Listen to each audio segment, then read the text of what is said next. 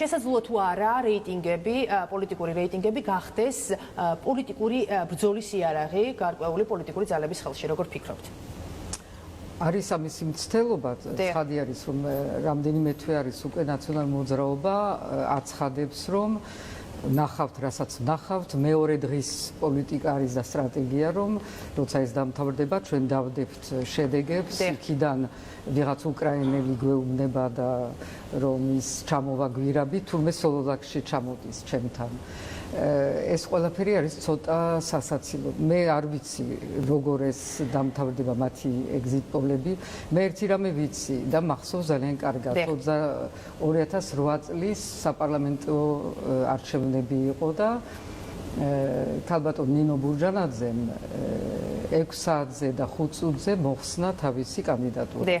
როცა უკვე სიები იყო შეტანილი. 6 საათზე თავდებოდა სიების შეტანა.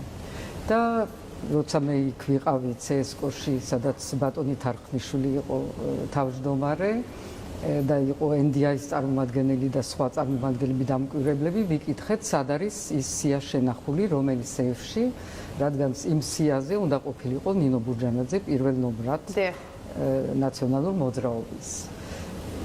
მთელი ღამე გავატარეთ ერთ-ერთი სეიფის და კარების წინ. და დილის 3 საათზე მობრძანდა ბატონი თარხნიშვილი და ვიქრა შემცთავო. ის სია ყოფილა სხვა სართულზე, სხვა სეიფში, სხვა ოთახში და გამოიტანა სია, სადაც ცხადი არის, ქალბატონი ნინო ბურჯანაძე აღარ ფიგურირებდა როგორც ნომერი 1.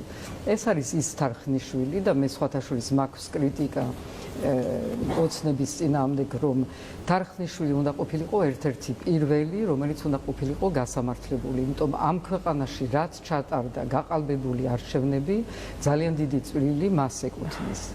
და ეხლა როცა მისი მეუღლე და თვითონ მისი მონაწილეობით, იმიტომ ყველამ ვიცით, რომ თარხნიშვილი და მე პირადად ვიცი კარგად, რომ თარხნიშვილი მონაწილეობს იმ კომპანიაში, როცა ეს კომპანია საველე სამუშაოებს ატარებს.